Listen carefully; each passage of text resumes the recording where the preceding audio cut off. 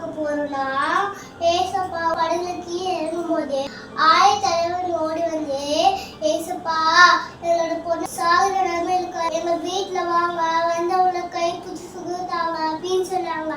சரி வா வீட்டுக்கு போல போயிட்டு இருக்கும் போது அந்த 12 வருஷம் பெண்பாடு ஸ்திரீ வந்து தொட்டு சுகமாயிட்டு இருக்கு.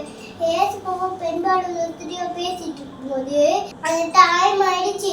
அப்புறமா அவனோட வீட்டுல இருந்து ஒரு வேலைக்காரர் வந்து சொன்னாங்க, இனிமேட்டு ஏசப்பாவை கூப்பிடாதீங்க, தொந்தரவு பண்ணாதீங்க, உங்க ஃப்ரெண்டு வந்துச்சிட்டா அப்படின்னு சொன்னாங்க. இவங்க 2 பேரும் பேசுறது ஏசப்பா கேட்டுட்டாங்க.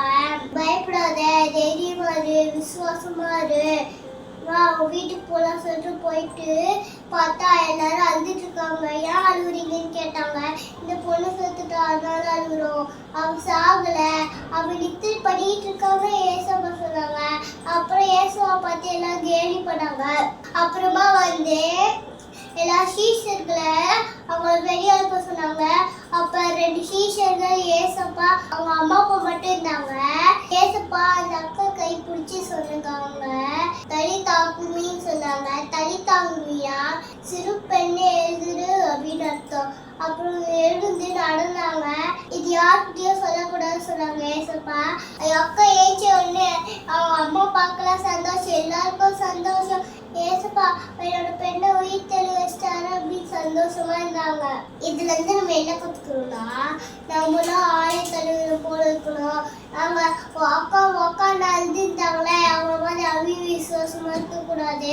அந்த ஆயத்தலைவர் வந்து விசுவாசமா இருக்கணும், தைரியமா இருக்கணும். நம்மளுக்கு ஏதாவது தொல்லை வச்சுனா ஏதாவது பிரச்சனை வச்சுனா அவர் ஏசப்பா இருக்கிறாரு அப்படின்னு இருக்கணும். அவர் மேல விசுவாசமா இருக்கணும். அவிசுவாசம் கூட நம்ம கூட வரவே கூடாது. ஆனா இப்ப நாம எப்படி பண்றோம் இருக்கும், நம்மளுக்கு ஏதாவது பிரச்சனை வச்சுனா இவங்க சைட் பண்ணுவாங்க, அவங்க சைட் பேர்லாம் போயிட்டு இருக்குமா, இல்ல அந்த ஆயத்தலைவர் போல கர்த்தர் மேல விசுவாசமா இருக்குமா அப்படின்னு சிந்திச்சு பார்க்கறது அவசியம். ஏன்னா நம்ம வாழ்ற நாட்கள் கடைசி நாட்கள். நம்மளுக்கு என்ன பிரச்சனை போராட்டம் வந்தாலும் நம்ம கர்த்தரை விட்டு பின்வாங்கிடவே கூடாது. அவருக்காக வைராக்கியமா இருக்கணும், விசுவாசத்துல உறுதியா இருக்கணும். நம்ம வாழ்க்கையில அற்புதம் நடந்தாலோ நடக்கலையாலோ கர்த்தர் மேல விசுவாசமா இருக்கணும். உதாரணம் சொல்லட்டுமா, அனனியா, அசரியா, இசாவேல் இவங்களை தப்பிக்க வல்லவளா இருக்கிறாரு.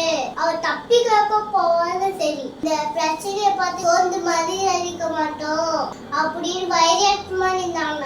அதே மாதிரி நாமளும் இதை பார்த்துக்கிற ஒவ்வொருத்தரும் சின்ன பிள்ளைங்களாலும் சரி, வாழ்க்கை பிள்ளைங்களா இருந்தாலும் சரி, பெருசா தாத்தா பாட்டி இருந்தாலும் சரி, அம்மா அப்பா வந்தாலும் சரி, நம்ம இதை கேட்டு கத்துக்குள் வெல்லப்படுவோம். ஏன்னா நான் மறுபடியும் சொல்றேன், நம்ம வாடுற நாட்கள் கொடிய நாட்களா இருக்குது, உபத்திரவாத காலங்களா இருக்குது, விசுவாசம் பொறுமையிலே காலமா இருக்குது. அதனால சிந்திச்சு கர்த்தரோட அவசரத்தை பயபக்தியா பின்பற்றி அவருக்கு பிரியமா வாழ்றதுக்கு பிரயாசப்படும். இந்த வார்த்தைகளை காதுலோட நம்ம